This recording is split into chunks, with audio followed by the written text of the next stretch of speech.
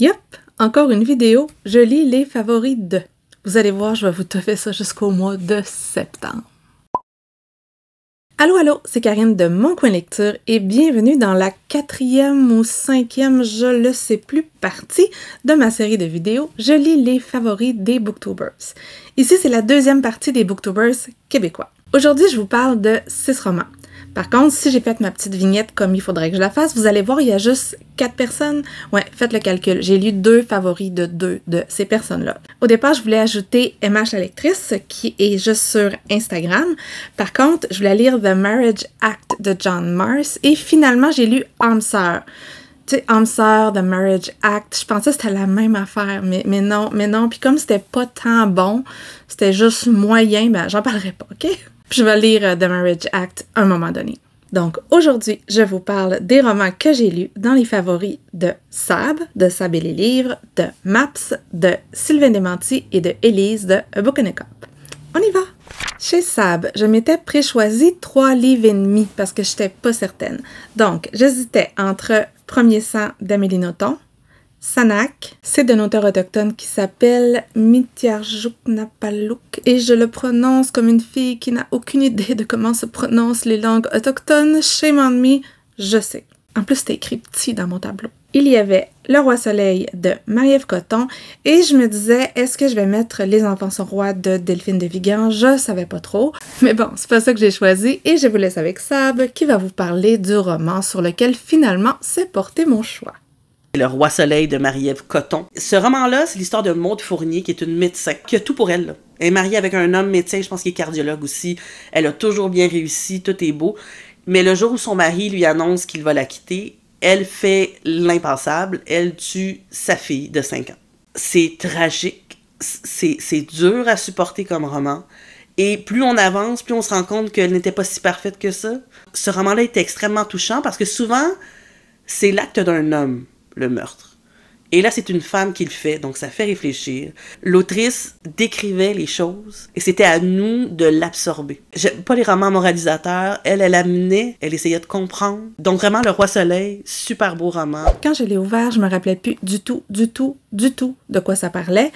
Et quand j'ai lu les premières scènes, j'ai fait « Oh my God, c'est là qu'on va. » Ouf, tout de suite, ça commence fort, ça commande fort. Commence, pas commande. On rencontre donc rapidement Maude Fournier. Maude Fournier, elle est médecin, elle est intelligente, tout semble lui réussir, et pourtant, Maude, elle a commis l'impensable, elle a tué sa fille. C'est pas un spoiler, c'est au tout début, on sait, il faut savoir dans quoi on se lance. Si c'est trop difficile, ben on va pas là parce que on va clairement aller là. Puis en plus de ça, on va creuser, puis ça fait mal un petit peu, on va dire. C'est un roman qui est hyper percutant et hyper déstabilisant. L'histoire de Maude, on va la connaître par le récit qu'elle en fait au psychiatre qui est attitré à la défense. Dans le fond, ils veulent savoir est-ce qu'elle peut être nommée non criminellement responsable. Et elle va raconter cette histoire-là avec un ton parfois détaché. Ça va droit au but, on fait pas dans la poésie non plus. Elle va nous raconter ce qu'elle a fait. Elle va nous raconter sa relation avec son mari, un médecin, professeur plus âgé qu'elle. Et elle va nous parler également de son histoire familiale avec le Roi Soleil, qui est son papa, qui est un célèbre réalisateur qui est décédé il y a à peu près 20 ans. Il était encensé de tous, sa mère, elle vit encore dans sa lumière 20 ans plus tard. Qui était-il et qu'est-ce que ça peut avoir comme influence sur cette famille-là? C'est un roman qui est court. Pourtant, en très peu de pages, je trouve que l'autrice, elle a réussi à traiter de thèmes important, sans marteler, mais sans effleurer non plus. Juste bien dosé. J'ai vraiment beaucoup aimé ce roman-là, même si je suis sortie... Oh. Bref, c'est pas simple. Ça parle des femmes, de la colère des femmes, les femmes qu'on n'écoute pas, les femmes qui doivent faire des sacrifices qui semblent pratiquement normaux pour tout le monde, mais qu'ils sont pas. Les femmes qu'on traite d'hystériques dès qu'elles font un petit pas à côté du cadre. Les femmes qu'on croit pas. Ça parle aussi du Boys Club, ce Boys Club-là à qui tout est permis, de l'impunité que va permettre parfois la célébrité et des conséquences que ça a sur tout le monde alentour. Ça parle de dynamique familiale malsaine et c'est impossible de ne pas réagir. Il y a également une relation entre sœurs qui est très, très touchante aussi. Moi, ça m'a fait réfléchir encore une fois sur tous mes biais implicites parce que le personnage de Maude, j'ai réussi à m'attacher à elle malgré tout ce qui s'est passé. Et là, ça m'a amené à me questionner parce que, est-ce que c'est parce que, par certains aspects, elle me ressemble un peu? Ou est-ce que c'est en lien avec son côté bien sous tout rapport? Bref, c'est questionnant, c'est questionnant. J'aime quand la littérature me fait me questionner. C'est un roman que je recommande si vous n'avez pas peur du thème. Allez-y. On n'a pas une plume travaillée, là. On n'est pas là-dedans. C'est incisif, mais ça fait la job. J'ai adoré. On s'en va chez Maps. Dans sa sélection, j'avais repéré Mon Mirador de Myriam Beaudoin, qui est une autrice que j'aime beaucoup, Poudreuse de Sophie Lalonde-Roux et Elle de Pierre Courville. Voici ce que Maps avait à dire sur le roman que j'ai choisi. Poudreuse de Sophie Lalonde-Roux. Ce livre-là, on va suivre Lou-Antoine, à peu près 18-19 ans, là, au cégep.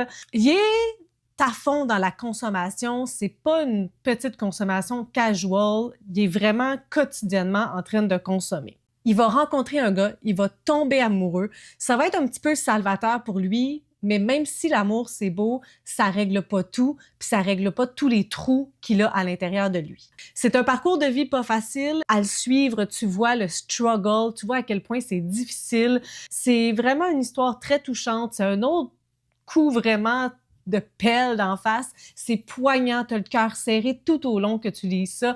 C'est un tout petit livre, l'écriture est vraiment touchante. Est-ce que ça vous étonne que ce soit un roman que Maps a adoré? Moi, pas du tout. C'est tellement son genre, là, ça n'a même pas de bon sens. Et tout le monde autour de moi a adoré ce roman-là. Moi, je pense que je l'aurais adoré si je l'avais lu plus jeune. En fait, je me sentais pas le public cible. Puis à un moment donné, là, j'avais de la peine pour sa mère, tu sais, je suis l'âge de sa mère. Je me disais, oh mon Dieu, pauvre femme, elle a fait des choix de chenoute, elle aussi. Puis elle se retrouve dans cette situation-là. Et c'est ça, sa mère m'a touchée. T'en dis long sur mon âge, hein? Bref, on a Lou-Antoine. Lou-Antoine, c'est un jeune adulte dans la vingtaine. Au début du roman, il est pas souvent clean, il est pas mal tout le temps au parc Émilie-Gamelin. Et il va rencontrer Étienne, avec qui il va développer une relation qui va mettre un peu de lumière dans sa vie. Pourtant, quand on le retrouve, quelques années plus tard, il est à Gaspé et il tente de survivre chaque jour parce que chaque jour est un défi. Fait que c'est son histoire qu'on va raconter ici. C'est un roman dur, c'est un roman touchant qui parle de deuil, qui parle de dépendance aussi, ça parle d'itinérance. Et la dépendance, l'itinérance, c'est des thèmes que je trouve trop difficiles pour être capable d'apprécier mes lectures pour tout plein de raisons qui me sont personnelles. On a un jeune qui a pris des tas de mauvaises décisions et qui tente de s'en sortir. Il y a des bons jours, il y a des mauvais jours, il y a des tentatives pour s'en sortir, parfois bien décidées, parfois beaucoup plus molles. Mais comme la plupart de ces parcours-là, c'est pas un parcours qui va en belle ligne droite, c'est plein de chaos, c'est plein de rechutes, c'est bourré de culpabilité, de colère aussi, et on va le voir essayer d'apprendre à s'aimer un tout petit peu. Pour moi, lectrice, Lou, il va tellement mal que c'était difficile pour moi de le connaître. J'ai pas l'impression de savoir c'est qui, Lou. Il y a un moment donné dans l'histoire où il est dans une autre position et là, j'ai trouvé ça hyper intéressant. Je vous dirai pas trop quoi, là, pour pas trop vous en dire, mais il va faire des rencontres et heureusement pour lui, les gens qu'il rencontre vont voir quelque chose que moi, comme lectrice, je ne voyais pas. Tu sais, il y a un mur de douleur entre nous et lui. C'est un jeune qui m'émeut, mais auquel j'ai de la difficulté à m'attacher. Donc, en résumé, oui, j'ai été touchée. On peut pas être touché par cette histoire-là. Oui, j'ai bien aimé et j'ai passé un relativement bon moment de lecture. La plume, ça passe, c'est direct, ça va droit au but, c'est normal. T'sais, moi, je préfère les plumes un peu plus travaillées, sauf que dans ce contexte-là, c'était la plume qu'il fallait. C'est ça. C'est cru, ça sonne vrai, ça donne l'impression d'entrer dans sa tête et c'est quand même bien écrit, là. C'est super bien écrit, il y a des images qui frappent dans tout ça. Mais c'est un petit peu moins mon goût de vieille, t'sais. Même si c'était pour moi quelque chose comme un 3 étoiles et demie, c'est un roman que j'ai recommandé à une douzaine de personnes parce que je regarde les gens autour de moi, tout le monde a aimé, mais je connais plein de gens à qui ça va plaire et que ça va toucher. Donc, je suis quand même très contente de l'avoir lu. Voilà! Non contente de choisir un roman chez Maps qui est ma némésis littéraire. Quand elle adore, moi j'aime pas tant. Quand j'adore, elle manque mourir d'ennui. Ben, j'en ai choisi 2. Puis le deuxième, là, je l'avais même pas mis dans ma présélection tellement j'étais certaine que je lirais jamais ça parce que j'avais peur que ce soit trop dur. Bref, checké, c'est ça. On s'en va en Afghanistan, à Kaboul. Au départ, on est autour des années 1974, mais ça va aller quand même jusqu'autour des années 2000, si je me trompe pas. Ce livre-là, c'est l'évolution des droits et libertés des femmes au travers des années en Afghanistan. C'est un livre bouleversant à lire de par le sujet principal, C'est un auteur qui a écrit ça. Il nous présente 2 protagonistes. Mais tu sais, parfois, on entend cette phrase de comment il y a des auteurs qui savent pas écrire les femmes. Cet auteur-là sait très bien les écrire. Le traitement des personnages est vraiment excellent. On y croit, on est investi avec elles, on les aime toutes les deux. C'est un roman nécessaire, c'est un roman pertinent, puis ça se lit en un souffle. On commence, puis on a juste envie de le terminer. Mais c'est tough. Ça pourrait vous détruire un petit peu. Donc, 1000 soleils splendides de Khaled Hosseini. De cet auteur-là, j'avais lu Les Cerfs-volants de Kaboul, j'avais vraiment beaucoup aimé ça, mais il me faisait terriblement peur. Et ici, dans ce roman-là, il est question du sort des femmes afghanes, de 2 femmes qu'on va rencontrer surtout. Et en même temps, on va voir passer des décennies d'histoire en Afghanistan et on va pouvoir voir les impacts que ça a eu sur les femmes en particulier. C'est tellement enrageant. Si vous saviez comment c'est fâchant, on lit ça puis on dit oui, mais c'est une dystopie. C'est épouvantable ce qui se passe. C'est pas comme si je le savais pas, là. Je le savais, c'est pour ça que j'avais peur de le lire. Mais c'était une excellente lecture.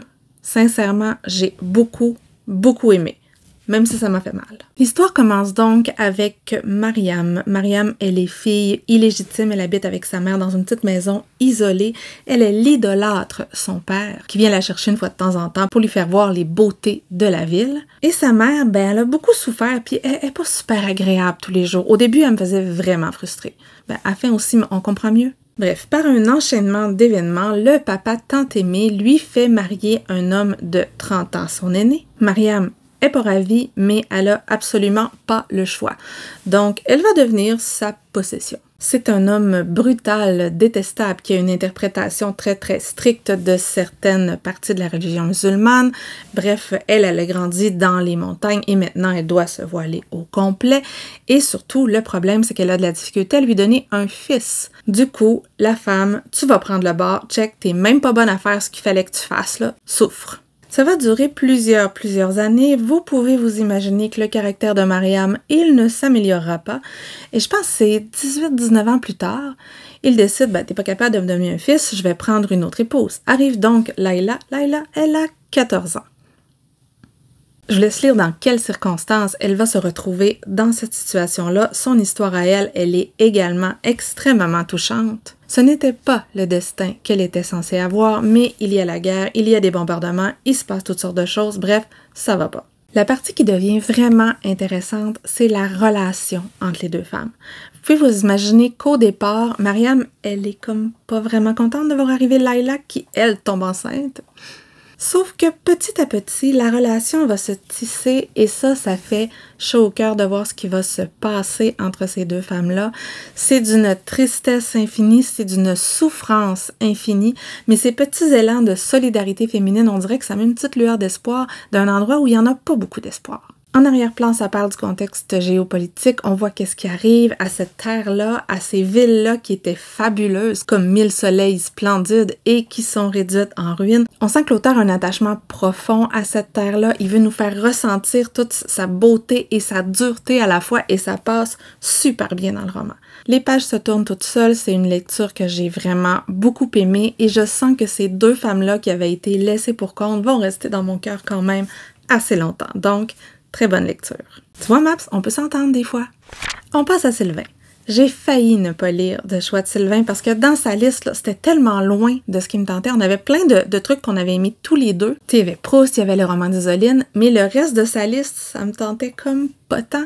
En fait, il y avait un roman de fantasy qui me tentait. C'était Le Livre des martyrs de Steven Erikson, sauf qu'à ce moment-là, j'étais déjà dans 3 sagas de fantasy, donc je voulais pas me lancer dans une autre. Et il y avait également un essai dont on avait beaucoup parlé durant l'année qui s'appelle Unmask Alice de Rick Emerson. Ça avait fait une grosse impression sur Sylvain. On avait beaucoup discuté, donc je me suis dit, pourquoi pas, je vais le lire. Bon, j'ai vendu mon punch, c'est ça que j'ai lu. Je vous laisse avec Sylvain et après, je vous dis ce que moi, j'en ai pensé. Go Ask Alice, ou L'herbe bleue en français, s'est paru en 1971. C'était alors présenté comme le journal posthume d'une jeune adolescente toxicomane. Par contre, des années plus tard, il a été révélé que l'autrice n'était pas du tout une jeune adolescente toxicomane. C'était plutôt Beatrice Spark, une dame de 54 ans bien sous tout rapport, membre de l'Église des Saints du Dernier Jour. Puis elle, ne pas être au devant de la scène, parce que c'était par Alice, ben elle l'a pas pris. Fait qu'elle s'est pas arrêtée là. Tu sais, je suis partie très optimiste. Les arnaques littéraires, ça me parle. Sauf que... Oh non, c'était pas pour moi, c'était pas pour moi. En plus, là, je l'ai lu ce roman-là quand j'étais ado. Et j'ai appris beaucoup plus tard que c'était pas vrai. Donc, j'étais insultée, tu sais, limite que je me sentais personnellement trahie. Ça aurait pu fonctionner. Puis la première partie, ça l'a quand même fonctionné. Mais à partir de la deuxième, j'ai trouvé ça éternel. J'ai failli arrêter 50 fois. Tu sais, vous savez, les articles sur Internet avec des titres super clickbait, là, puis là, tu cliques dessus, puis là, c'est une longue histoire, et c'est long, et c'est long. Puis là, tu défiles. Les petits bouts s'est révélé petit à petit. Ça répète 14 fois la même affaire. Tu sais, tu finis par savoir ce qui s'est passé, mais c'est long. Puis là, tu te rends compte que tu as perdu une demi-heure de ta vie. Le même contenu en 150 pages, ça aurait super bien passé. Mais en 384, j'ai failli mourir. On nous décrit une femme qui est prête à tout pour réussir. Elle fait des trucs, là, ça n'a aucun sens qu'elle peut faire à certaines personnes, certaines familles, une famille en particulier. Tu dis, mais pourquoi tu irais jusque-là? Elle est complètement mythomane, elle invente tout et son contraire, puis c'est avant Internet, donc c'était beaucoup plus facile. Par contre, j'ai quelques bémols. Je trouvais qu'il y avait des raccourcis qui étaient faits assez rapidement. Genre, on présente certains faits, certaines dérives, notamment ce qui concerne le satanisme, comme des conséquences directes des journaux, parce qu'il n'y en a pas eu juste un, de Beatrice Spark, mais j'ai de la difficulté là, à tirer un trait comme conséquence directe. Est-ce que c'était une co-occurrence dans un contexte fragilisé par XY facteur? Tu sais, je suis pas capable de faire une cause-conséquence aussi simple que ça à cause de journaux qui étaient certes populaires, mais pas lus par tout le monde non plus. Tu sais, oui, ça a un lien, mais peut-être pas tant. Ensuite de ça, en ce qui concerne les références, l'auteur nous dit que c'est super référencé et il nous dit que vous avez juste à aller voir sur Internet pour trouver les dites références.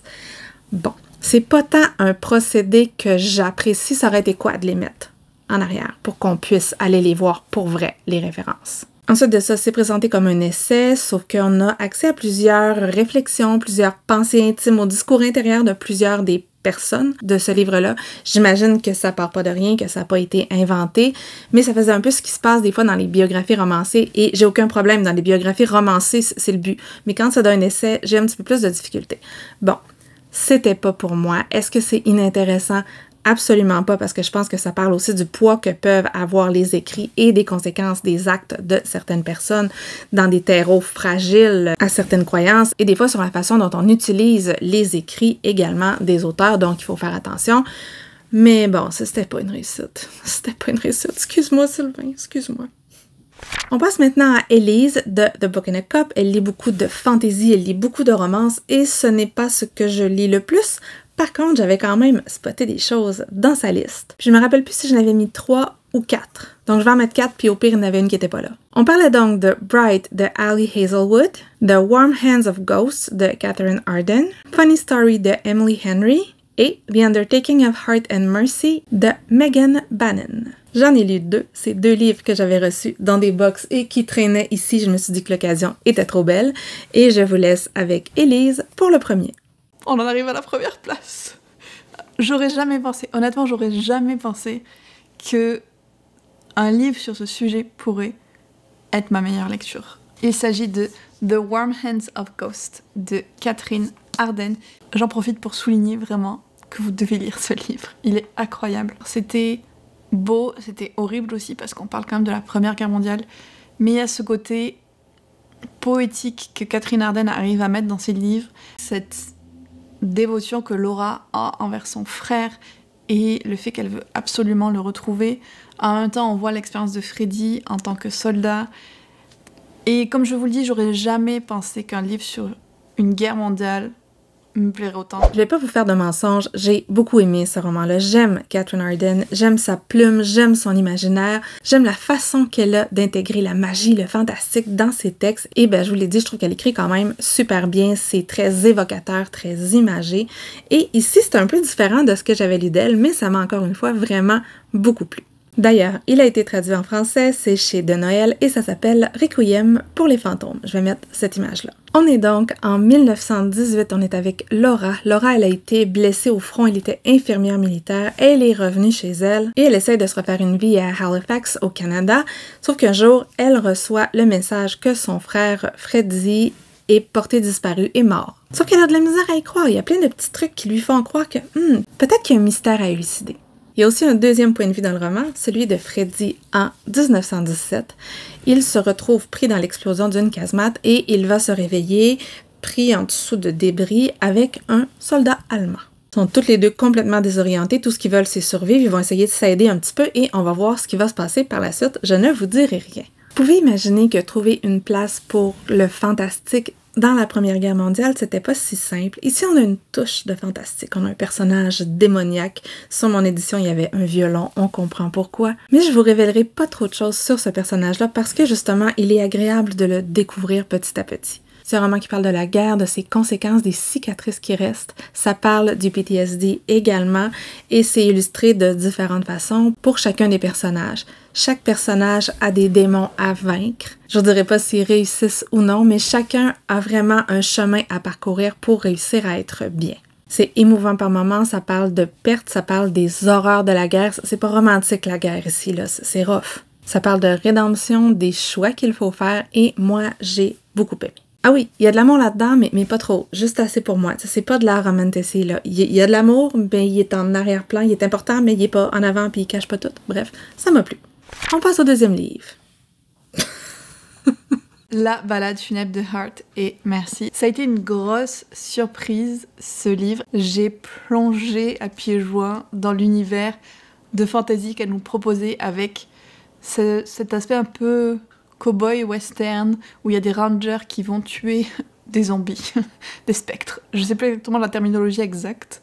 En même temps, on a des dieux, des demi-dieux, on a une mythologie de l'univers qui est hyper intéressante et surtout, au centre de tout ça, il y a la romance entre Heart et Mercy.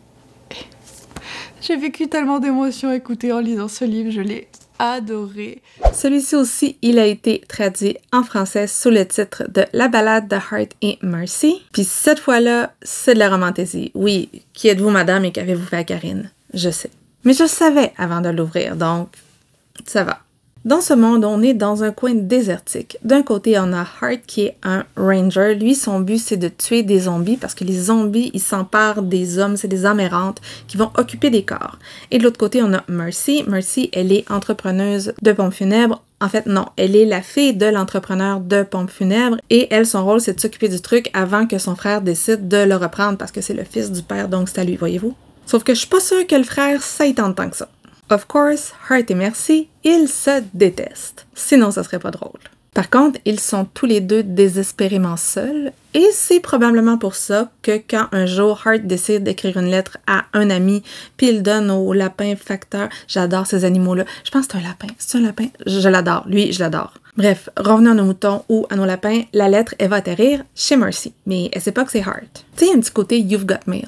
Ok, un gros côté You've Got Mail. Des fois, j'ai eu l'impression d'avoir un copier-coller et serez-vous surpris d'apprendre que ce sont mes parties préférées du roman. Parce que oui, je ne suis pas très romance, mais des comédies romantiques un peu push des années 90, ils sont pas push dans mon cœur, ça passe parfaitement. Oui, je comprends leur côté problématique, là, mais ça passe pareil. C'est un roman dont je vais avoir de la difficulté à vous parler de façon constructive parce que j'ai pas grand-chose à en dire.